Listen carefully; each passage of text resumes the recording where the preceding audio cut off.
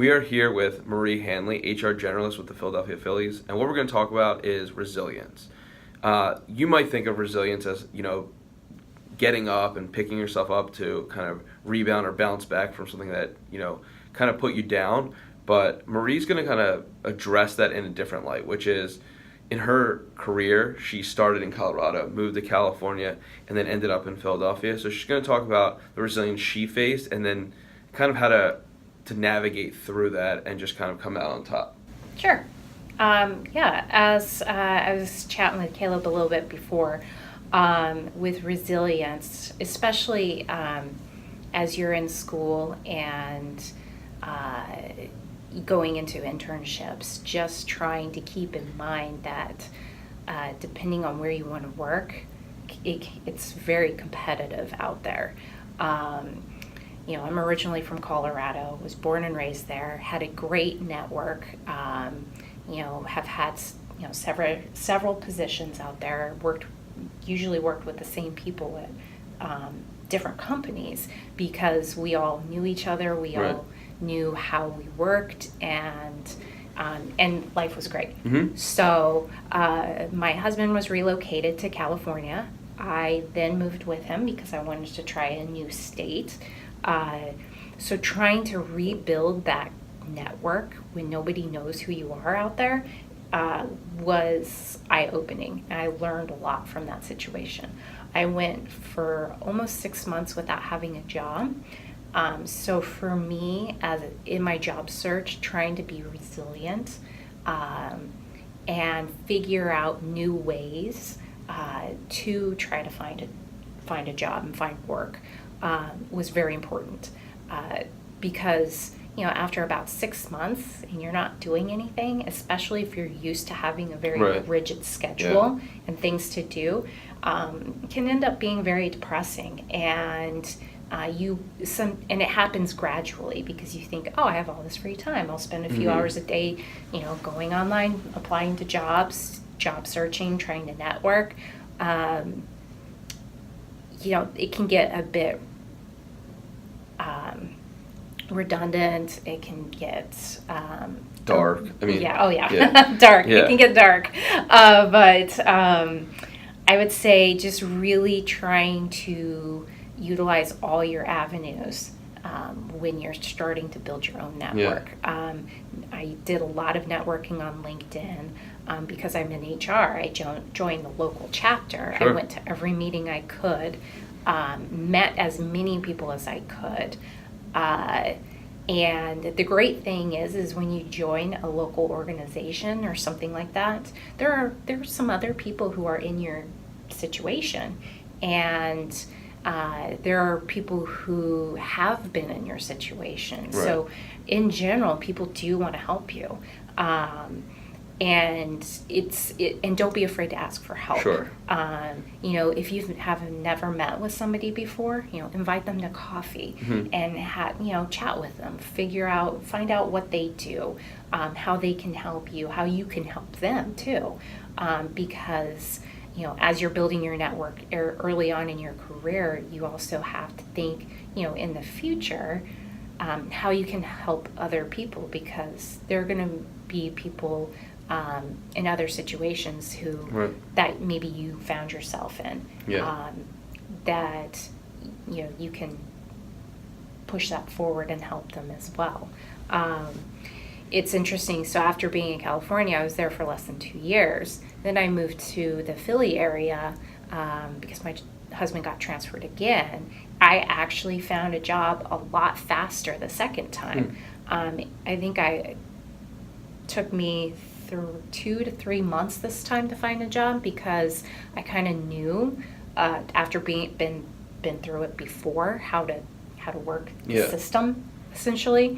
So I joined a local chapter. I started meeting with all different kinds of people. I actually got involved in the chapter. I got on one of their committees and started helping them program some of their things. And even if I didn't know exactly what I was doing, there were other people there to help. Right. It's all about being resourceful too, in that situation. But I built a great network, and and then I found my position a lot faster Yeah. because I actually felt like I had a little bit more of a schedule where I was doing more things. I felt like I was even more resilient this time. Right. And I made myself, made myself keep a schedule because that was very important. Yeah. So this time it seems like you were more strategic in your resilience because you went through it before. Right. So here's an interesting thing. I don't mean to spin this off to the students, but they're going to go through this. Oh, yes. And they might even go through this. They graduate in May or they graduate in December, and they're not getting a job right away because Right. maybe the fiscal year doesn't match up. Maybe the opportunity doesn't match up. Maybe they have to take a lesser or maybe the not direct path in a job that they don't like or in an industry that they don't prefer. Mm-hmm. How do you kind of understand that? Because you haven't always been in one industry. You've maybe done the same thing, but Right. not the same industry. I would say definitely be open because, the good thing, at least with HR, is HR pretty much is the same in every industry. It's the business that's different because it's my first time in a sports industry. The business side of it is much different than anything I've ever done before, but you've got to be flexible too. Because I've been in telecom, healthcare, construction was what I was in California before I came out here. Now I'm doing sports. Right. And it's interesting being in all of those industries, business-wise, when it comes to people problems or technology problems, it's actually all very similar. And so also be willing to do what you may not necessarily want to do at first because it could be a stepping stone in the right direction. I haven't always been an HR generalist. At one point I was a business analyst for an HR department. So I was really good in the technology and the data side of it. And because I had a little bit of that HR background earlier on in my career, I was able to get my foot in the door in a larger company. I ended up doing a lot of really cool things and learning a lot in that situation. That actually has helped me throughout the rest of my career. I also was in wellness where I ran wellness programs for a hospital. And while it's not technically HR work, a lot of the people issues are the same, and you set up programs, and there were parts of that position that while the job itself wasn't my ideal job, there were parts about it that I really enjoyed. Yeah. So just to kind of wrap up and bring everything together is everyone's going to go through these situations as we established, and you went through yours, and it seems like you had a system. Maybe it didn't get the best system until the second time around, but you had a system. What are some tips and advice you can give to develop that system when you are going through this tough time to be resilient? I would say to be resilient, make sure you keep a schedule. I think that's very important because, when you go to school or when you go to work, you keep a schedule. You wake up at a certain time. You do whatever you need to do to get ready for your day. Then you go to school or you go to work. Then when you're done with that, then you may go to the other. Right. Or you may go home. Maybe you have other hobbies or activities that you like to enjoy. Try to keep a set schedule throughout the week. But also make sure that you have time to have fun. Do things like that. Because if you just stick to a particular schedule, like if you're just working or if you're just going to school, try to build in some ways to have fun, build in some ways for career development. Right. For me, it was the whole joining a local chapter and getting involved. If it's volunteer work, think of ways outside of the box where you can network. So, if you don't have the opportunity where maybe there's a area where you can have easy networking access, volunteer somewhere, because then you'll still meet different kinds of people. For me, I didn't volunteer, but I really enjoy going to CrossFit.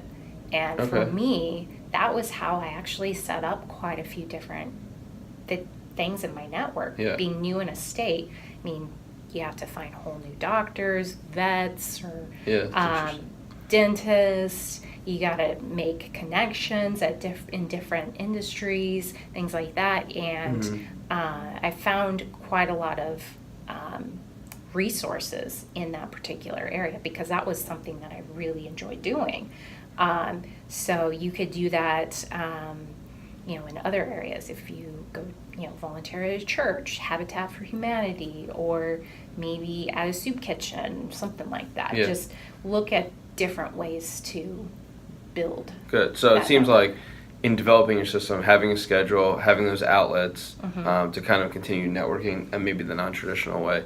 So I think that's good because it's inevitable. We're going to face resilient times in our life, no matter whoever or whatever you're going through. But those takeaways are going to help you guys as you face these. So even if you think you're not, you're going to. So take some out of here of what Marie said and develop your own system so you have it. Thank you.